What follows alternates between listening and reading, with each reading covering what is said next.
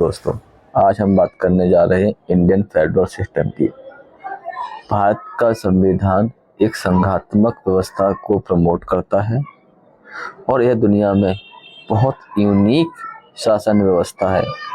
भारत का संविधान ना तो इंग्लैंड की तरह बहुत ही लचीला है और यूनिटरी सिस्टम एकात्मक शासन है, ना ही यूएसए की तरह पूरी तरह से कठोर और संघात्मक व्यवस्था है। भारत का जो संघीय व्यवस्था है बहुत यूनिक है दुनिया में, जो कनाडा की संघीय व्यवस्था के अनुरूप है, समरूप है। तो ये कनाडा की शासन व्यवस्था के बहुत ही ज़्यादा नज़दीक है। जब हम बात करते हैं भारत की शासन व्यवस्था की, तो इसका स्ट्रक्चर जो देखोगे आप, वो एक संघात्मक व्यवस्था का है, लेकिन जो इसकी आत्मा है वो एकात्मक है।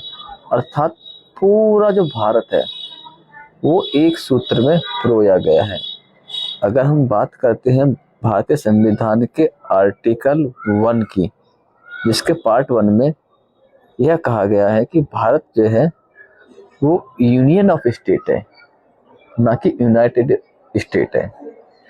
अर्थात भारत के जो राज्य हैं वो अपनी मर्जी से भारतीय संघ को उन्होंने ज्वाइन किया है और वो फ्यूचर में भारत से अलग नहीं हो सकते हैं। तो ये बात जो है भारत के संविधान की जो आत्मा है वो एकात्मक और ढांचा का संघात्मक है। तो ये पूरी दुनिया में भारत की संघीय व्यवस्था को औरों से अलग बनाती है। इसीलिए केसीबी नेवी और कई विद्वानों ने भारत की शासन व्यवस्था को अर्ध संघीय यानी सेमी फेडरल सिस्टम कहा है। इसे हम इंडियन फेडरल सिस्टम के नाम से भी जानते हैं। तो जो ये क्वेश्चन है हमारा, ये इंडियन फेडरल सिस्टम के नाम से भी आ सकता है और अर्ध संघात्मक यानी कि सेमी फेडरल के नाम से भी आ सकता है। तो अगर हम ये बात करें कि हमने इस सिस्टम को, सेमी फेडरल सिस्टम को क्यों अडॉप्ट किया है, तो जब हम बात करेंगे कि डाइवर्सिटी इन इंडिया, भारत के अंदर बहुत अधिक डाइवर्सिटी है। यहाँ जात, भाषा, धर्म, क्षेत्र, खान पान, हमारा विकास का तरीका, बोलचाल का तरीका, सब कुछ बदल जाता है। तो ऐसे में भारत का जो भौगोलिक क्षेत्र है वो भी बहुत डिफरेंट है।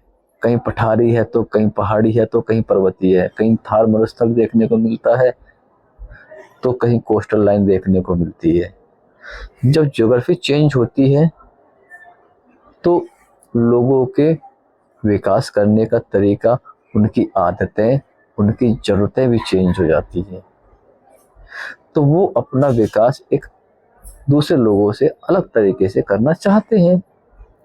तो ऐसी स्थिति में उनके पास अपना विकास करने के लिए अपने संगठन होने चाहिए, उनके अपने विकास करने के लिए उनके पास कुछ अधिकार होने चाहिए, उनके पास अपने सरकारों के माध्यम से अपने काम करवाने की ताकतें होनी चाहिए।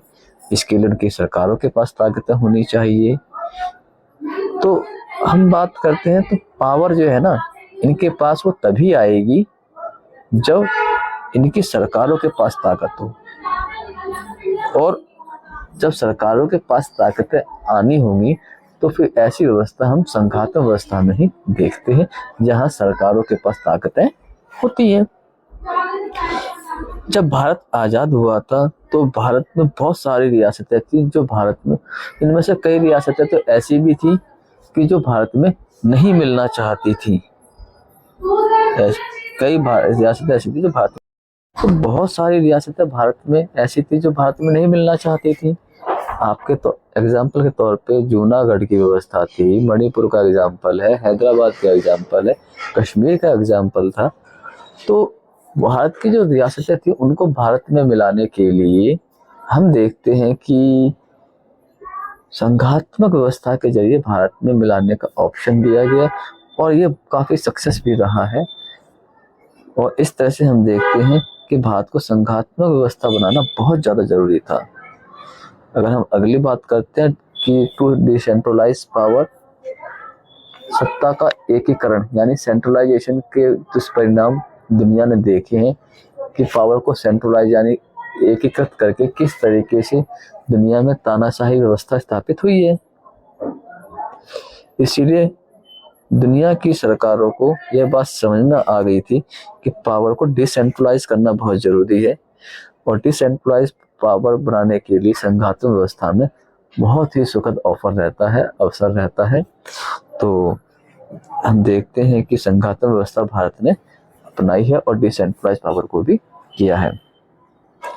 अगर हम फीचर्स की बात करते हैं तो हमारा जो मुख्य मुद्दा है वो भारतीय संविधान व्यवस्था के फीचर्स क्या हैं, उसकी विशेषता क्या है। तो जब हम बात करते हैं कि भारतीय संविधान यानी संघात्मक की एक व्यवस्था है कि संविधान होना चाहिए, कठोर होना चाहिए, उसकी सुपरमैसी होनी चाहिए। तो भारत के संविधान ने संघात्मक व्यवस्था की इस बात को अपनाया है। हमारे देश के अंदर रिटन कॉन्स्टिट्यूशन यानी लिखित संविधान है और उसकी सुपरमैसी भी है। और लेकिन जो भारत का संविधान संघात्मक शासन व्यवस्था के संविधान से अलग है, वो इस तरीके से अलग है कि हमारा संविधान ना तो अमेरिका की तरह पूरी तरह से कठोर है और ना ही इंग्लैंड की तरह पूरी तरह से फ्लेक्सिबल है। भारत में संविधान की कई व्यवस्थाओं को बहुत कठोर में रखा है। अगर 368 के तहत हम देखते हैं, आर्टिकल 368 के तहत, तो संविधान संशोधन की प्रणाली भारत में ना तो कुछ व्यवस्थाएं बहुत कठोर में हैं, कुछ व्यवस्थाएं कठोर में हैं और कुछ व्यवस्थाएं लचीली भी हैं। तो भारत के संविधान को ना तो ज़्यादा ही कठोर बनाया गया है और ना ही ज़्यादा लचीला बनाया गया है, ताकि भारत का संविधान समय के अनुसार होने वाले बदलावों को, चेंजेस को स्वीकार सके और संविधान में चेंज कर सके। लेकिन इतना लचीला भी नहीं बना दिया है कि केंद्र सरकार उसे अपने फायदे के लिए राज्य सरकारों के अधिकारों को छीन ले। तो ऐसे इतना कमजोर भी नहीं बनाया गया है उसे। तो भारत का जो संविधान है रिटर्न में है, उसके अंदर केंद्र सरकार के अधिकार और राज्य सरकार के अधिकारों को लिखित में रखा गया है, ताकि आगे चल कर के अधिकारों को लेकर केंद्र सरकार और राज्य सरकार के बीच में कोई कॉन्फ्लिक्ट ना हो। अगर हम बात करते हैं कि संविधान ने रिटर्न में केंद्र सरकार और राज्य सरकार दोनों के नियम, कानून, उनके अधिकार बता दिए हैं, लेकिन फिर भी अगर कोई कॉन्फ्लिक्ट हो जाता है तो उनके कॉन्फ्लिक्ट्स को सॉल्व करने के लिए देश के अंदर सर्वोच्च न्यायालय की स्थापना भी की गई है, जो नई दिल्ली में स्थित है। संविधान के अनुसार केंद्र सरकार और राज्य सरकार के बीच उत्पन्न होने वाले कॉन्फ्लिक्ट्स को सर्वोच्च न्यायालय द्वारा ही सॉल्व किया जाता है। और भारत का सुप्रीम कोर्ट पूरी तरह से इंडिपेंडेंट है। वो ना तो लेजिस्लेटिव यानी विधायिका के कंट्रोल में और ना ही वो एग्जीक्यूटिव यानी कार्यपालिका के कंट्रोल में है। वो पूरी तरह से इंडिपेंडेंट है। भारत के संघवाद को जो और ज्यादा यूनिक चीज बनाती है तो वो है सिंगल सिटीजनशिप। सिंगल सिटीजनशिप का फॉर्मूला ये एकात्मक शासन व्यवस्था का है। भारत ने संघात्मक शासन व्यवस्था को अपनाने के बावजूद भी सिंगल सिटीजनशिप को अपनाया है।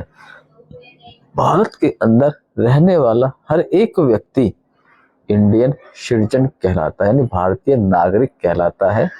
भारत में दोहरी नागरिकता का कोई भी प्रावधान नहीं किया गया है। हम जब अगली बात पे चलते हैं तो देखते हैं कि रिप्रेजेंटेशन इन अपर हाउस। संघात्मक व्यवस्था के अंतर्गत राज्यों का केंद्रीय उच्च सदन के अंदर अपना प्रतिनिधित्व होता है, ताकि राज्य अपनी बातों को केंद्रीय कार्यकारिणी यानी पार्लियामेंट के अंदर रख सकें। अगर हम यूएसए की बात करते हैं तो यूएसए के अंदर 50 स्टेट हैं और हर स्टेट से 2 मेंबर वहाँ की सीनेट यानी कि अपर हाउस में जाते हैं। वहाँ स्टेट के अनुसार इक्वल रिप्रेजेंटेशन है, जो संघात्मक व्यवस्था की एक विशेषता है। भारत ने भी सभी राज्यों को संसद के अंदर अपर हाउस में यानी कि राज्यसभा में स्थान दिया है, लेकिन संघात्मक व्यवस्था की इस व्यवस्था को उन्होंने चेंज किया है। भारत में राज्यसभा के अंदर राज्यों का प्रतिनिधित्व वो राज्यों की संख्या के आधार पर नहीं है, बल्कि राज्यों की जनसंख्या के आधार पर है। यानी जिस राज्य की जितनी जनसंख्या है, तो जनसंख्या के अकॉर्डिंग ही उनको राज्यसभा में प्रतिनिधित्व यानी कि उनको सीटें दी गई हैं। जैसे अगर उदाहरण के तौर पे हम लें कि भारत के अंदर उत्तर प्रदेश राज्य की जनसंख्या सबसे ज़्यादा है, तो उत्तर प्रदेश राज्य की राज्यसभा सीटें भी सबसे ज़्यादा हैं। अगर हम बात करते हैं कि न्यू स्टेट फॉर्मेशन की, तो भारत के अंदर अगर भारत सरकार जब चाहे किसी भी राज्य का आकार घटा भी सकती है और बढ़ा भी सकती है, उनका नाम तक चेंज कर सकती है। लेकिन अगर ये संघात्मक व्यवस्था की अगर हम अमेरिका में जाएंगे, तो वहाँ पे केंद्र सरकार के पास इतनी पावर नहीं है कि वो किसी भी राज्य का आकार को घटा दे या बढ़ा दे। लेकिन भारत में इस व्यवस्था को अपनाया गया है। हम अगले बात पे चलते हैं कि ऑल इंडिया सर्विसेज की। भारत के अंदर है ना all India services like that IAS IPS, ये सेंट्रल का प्रतिनिधित्व करके हर राज्यों में होते हैं। राज्यों के अंदर IAS IPS मिलते हैं जो सेंट्रल द्वारा ही नियुक्त किए जाते हैं। इस तरह से केंद्र सरकार राज्य सरकारों के एडमिनिस्ट्रेशन को भी इंटरफेयर करती हुई हमें दिखती है। तो जितनी भी चीज़ें अभी तक हमने पढ़ी हैं अपने इस टॉपिक के अंदर, तो हम देखते हैं कि इसका कंक्लूजन क्या निकलता है।